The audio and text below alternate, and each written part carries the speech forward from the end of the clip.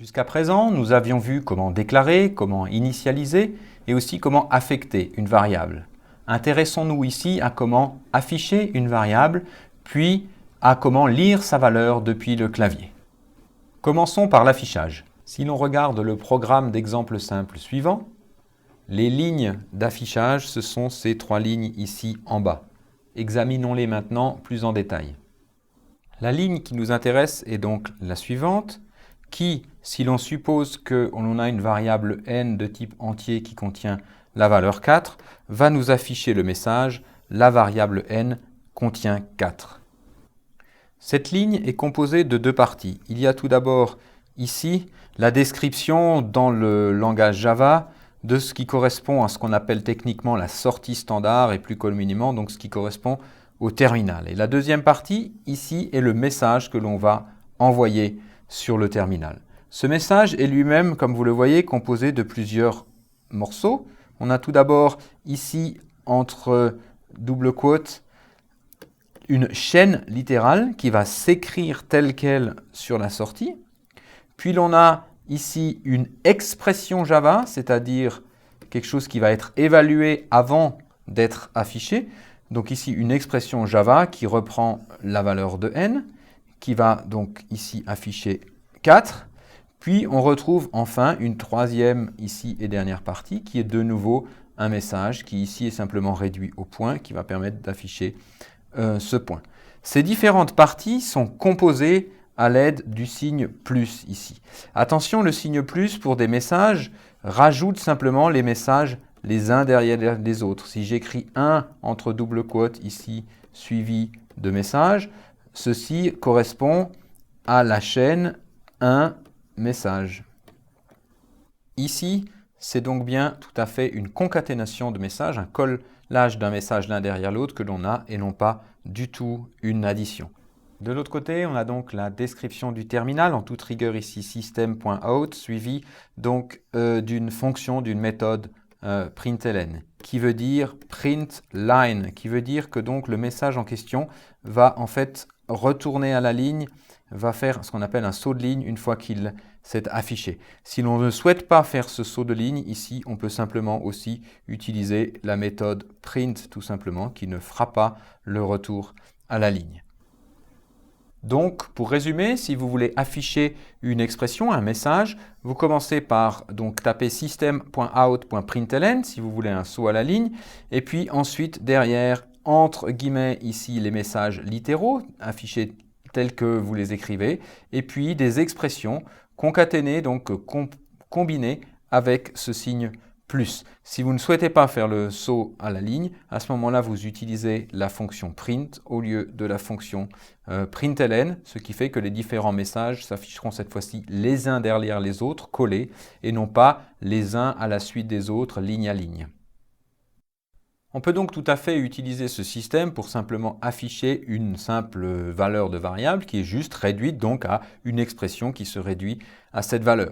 Mais vous pouvez aussi combiner avec n'importe quelle expression Java. Donc par exemple ici, vous pouvez tout à fait afficher un message qui comporte le début de phrase le double de, puis ensuite qui va évaluer la valeur de n, ensuite rajouter le message tel quel est, et puis ici évaluer une expression Java. C'est une expression Java aussi compliquée que vous voulez, dont la valeur sera donc affichée en tant que telle. Tout à l'heure, j'ai aussi insisté sur le fait que le signe utilisé ici pour coller les chaînes, concaténer les chaînes, n'était pas du tout une addition arithmétique. Donc comment faire si vous voulez afficher une expression qui contient une addition? Pour cela, il faudra absolument utiliser et protéger par des parenthèses, de sorte que l'expression parenthésée ici soit évaluée dans un sens arithmétique et non pas dans un sens de valeurs de chaîne collées les unes derrière les autres. Par exemple, si n vaut 4 et puis que n carré vaut 16, alors ici cette expression va évaluer n qui fait 4 plus au sens de l'arithmétique ici 16 qui va nous donner la valeur 20 et ensuite cette valeur va être ici affichée en tant que telle et donc ça nous affichera n plus n carré égale ici 20. Si par contre on avait omis les parenthèse ici, si on ne fait pas ceci, alors à ce moment-là, on va afficher n plus n carré, suivi de la valeur 4, suivi collé directement derrière de la valeur 16. Et donc, on aurait comme message n plus n carré égale 416, ce qui n'est certainement pas ce que l'on veut. Et donc, pour pouvoir garantir que l'évaluation n plus n carré ici est évaluée au sens arithmétique, il faut la protéger par des parenthèses. Déroulons maintenant pas à pas l'exemple du cours. On commence pour cela par déclarer une variable ici n que l'on initialise à la valeur 4. Ensuite, on déclare une variable n carré que l'on n'initialise pas, donc on ne connaît pas sa valeur initiale. Puis, on fait une affectation avec tout d'abord donc l'évaluation ici de l'expression n qui va nous donner donc 4 fois n qui nous redonne la valeur 4, qui va donc bien sûr s'évaluer à 16. Et puis cette valeur 16 va donc être recopiée dans n carré. Et donc on aura ici en mémoire 4 dans n et 16 dans n carré. Ce qui fait qu'on va ensuite afficher ici un message la variable n contient qui va s'afficher telle qu'elle, puis ici évaluation de l'expression n, c'est-à-dire remplacée par la valeur de n, et on aura donc le message la variable contient 4. Puis on passe à la ligne suivante, ici qui va afficher le message le carré de n, puis évaluer l'expression ici n au sens Java, donc le remplacer par sa valeur 4, puis rafficher littéralement la chaîne est, puis évaluer l'expression n carré ici, donc la remplacer par la valeur 16, puis ensuite concaténer, rajouter derrière la chaîne littérale qui contient le point, ce qui fait que l'on va avoir donc le message le carré de 4 et 16. Enfin, dans la dernière ligne, on aura de la même façon affichage du message le double de n est. Notez ici que c'est bien la lettre n, puisqu'elle est comprise entre les doubles quotes, qui est affichée. C'est la lettre, le mot n qui est affiché. Ce n'est pas une expression comme on avait précédemment ici, ou comme on peut avoir à cet endroit-là. Donc le double de n est, suivi donc de l'expression 2 fois n, où on va donc rechercher la valeur de n, 4, la multiplier par 2, et donc qui va s'évaluer à 8 pour afficher ici le message 8, suivi donc du message point, et enfin du retour à la ligne à cause du println. Une petite question maintenant. Détaillons pas à pas l'exécution du code de la question. On commence par déclarer une variable a de type entier que l'on initialise à la valeur 2, puis l'on déclare une variable b de type entier que l'on initialise à la valeur 1, puis ensuite on a une affectation où on a ici une expression qui va évaluer donc a qui vaut 2, puis qui va évaluer ici b fois 2, c'est-à-dire 1 plus 2, ce qui va nous donner la valeur 3. On va donc ici avoir la valeur 2 fois 3 qui va être mise dans b. Donc pour résumer ici, l'expression s'évalue à 6 et donc on met la valeur 6 dans b. Puis ensuite, on va arriver à la dernière ligne qui va afficher l'expression de a ici 2, puis afficher la chaîne virgule, puis afficher la valeur de b ici, c'est-à-dire 6. Une deuxième question. Regardons le déroulement pas à pas du code de la question précédente. On commence par déclarer une variable a de type entier que l'on initialise à la valeur 1, puis l'on déclare une variable b de type entier que l'on initialise à la valeur 2, puis on arrive à une affectation où on évalue ici l'expression b qui va donc nous retourner 2, et on va mettre 2 ici dans a. Puis on évalue l'expression qui suit ici a, et on va recopier cette expression dans b. Ce qui fait qu'au final, lors de l'affichage, on va avoir ici l'évaluation de l'expression a, 2, évaluation de la chaîne virgule telle qu'elle, puis ensuite évaluation de l'expression b qui vaut 2, et donc ça nous affichera 2,2. À ce stade-là, on peut donc se demander comment échanger la valeur de deux variables, puisque l'on voit que dans l'exemple précédent, en fait, on n'a pas du tout échangé les deux variables, mais on a simplement recopié la valeur de b partout dans les deux variables, dans a et dans b. Pour échanger deux variables, la question qu'on pourrait se poser, c'est comment vous le feriez si vous aviez à échanger le contenu de deux verres. Supposons que vous ayez un verre de grenadine et que vous ayez un verre de menthe. Ici, donc le verre de menthe, je vais l'appeler B, le verre de grenadine, je vais l'appeler A. Comment vous pouvez faire pour échanger le contenu des deux verres? La bonne solution, c'est simplement d'introduire un troisième verre. un troisième vers, disons-le, appelons-le simplement TMP, eh bien ce n'est pas plus difficile en programmation. Si on veut échanger le contenu de deux variables, il suffit d'introduire une variable temporaire, temp, ici, qui va nous permettre de transférer les valeurs. Par exemple, ici, on a donc A initialisé à 1 et B initialisé à 2, et on va donc introduire une variable temporaire temp, dans laquelle on commence par recopier la valeur de A ici, puis ensuite, ce que l'on va pouvoir faire, c'est recopier la valeur de B dans A, puisque la valeur de A ayant été sauvegardée dans temp, on peut maintenant tranquillement remplacer dans A la valeur initiale par la valeur de B. Puis ensuite, en dernier lieu, on va recopier la valeur que l'on avait sauvegardée dans temp dans la variable B, ici, ce qui va nous mettre donc la valeur 1 dans la variable B, ce qui fait bien qu'au début, on avait 1 dans A et 2 dans B, et on voit bien qu'on a ici échangé le contenu initial des deux variables A et B. Passons maintenant à la lecture de la valeur d'une variable depuis le clavier. Reprenons pour ça notre exemple favori avec le calcul et l'affichage du carré ou du double de n. Et supposons que maintenant ce programme, on veuille non pas le faire pour une valeur n égale 4, mais que l'on veuille demander la valeur de n au clavier à l'utilisateur. Comment faire?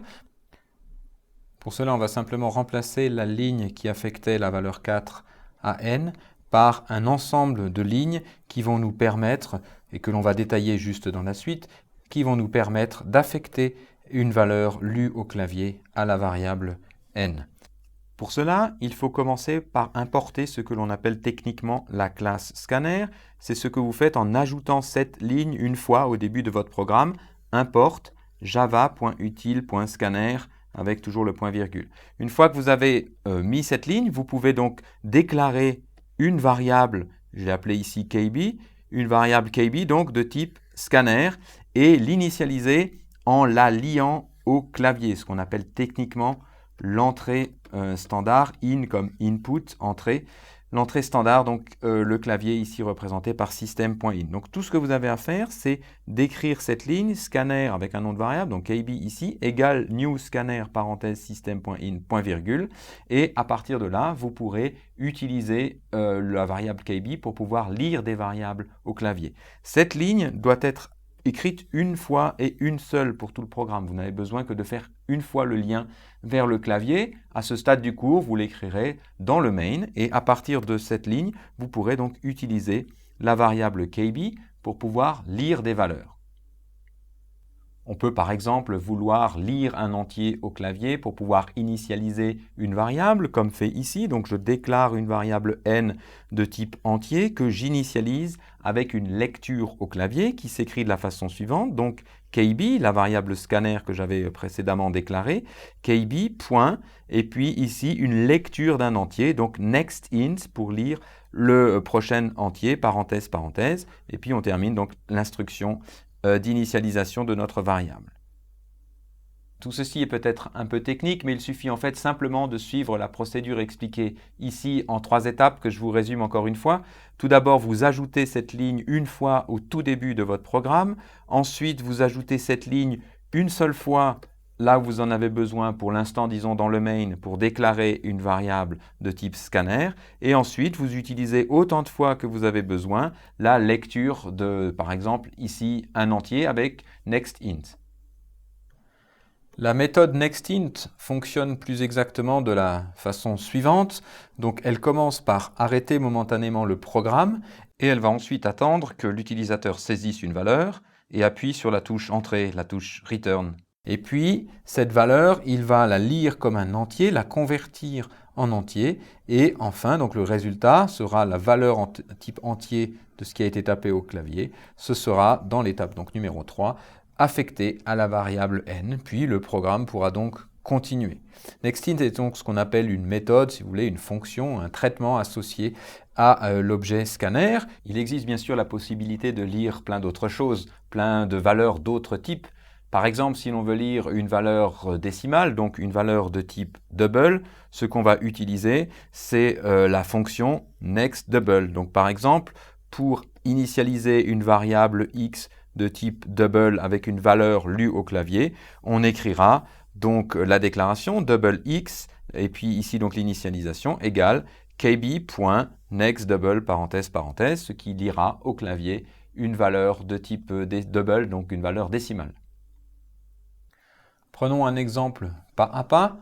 Ici donc on commence avec la ligne de déclaration usuelle par créer un scanner qui va nous associer le clavier à donc un scanner que j'ai décidé ici d'appeler KB. Ensuite, ce qu'il faut, c'est avertir l'utilisateur qu'on veut entrer une valeur. Donc pour ça, on va lui afficher avec la technique que l'on a vue précédemment un message, ici, entrer une valeur pour n, par exemple.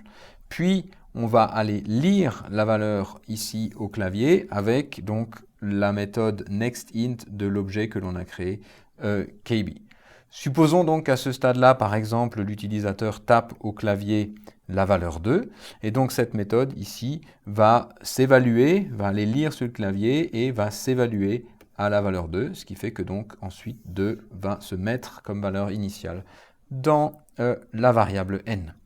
Et on peut passer donc à l'étape suivante. De façon classique, ici, on va évaluer n fois n qui va nous faire 4. On va mettre 4 dans la variable n carré. Puis, on va afficher ici le message « La variable contient évaluation de l'expression n », ce qui nous permettra donc d'afficher ici, par exemple, la valeur, on a décidé d'afficher ici la valeur de n2.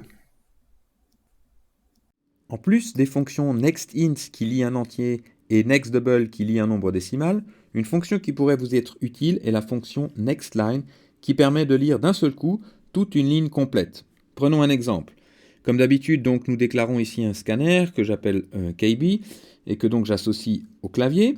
Et puis une fois qu'on a fait cette déclaration, on peut donc faire un appel comme ça, kb.nextLine, qui va permettre donc de lire toute une ligne entière. Si par exemple on a tapé un message comme « Bonjour tout le monde », l'appel à la fonction nextLine va alors lire toute la ligne comme ça qui a été tapée par l'utilisateur, tous les caractères qui ont été entrés jusqu'à ce qu'il ait tapé sur la touche entrée, la touche return. La question est donc dans quelle variable allons-nous stocker un tel message, quel doit être le type d'une telle variable. Pour l'instant, en anticipant sur quelque chose qui sera présenté dans une vidéo ultérieure, je vous demande simplement de recopier simplement la ligne comme ça, string s. Donc string est le type de cette variable que nous allons utiliser pour sauvegarder le message et s bien sûr est le nom de cette variable. Une fois qu'on a tapé donc cette ligne string s égale kb.nextLine, alors s va contenir tous les caractères qui auront été tapés par l'utilisateur jusqu'à l'appui sur la touche return.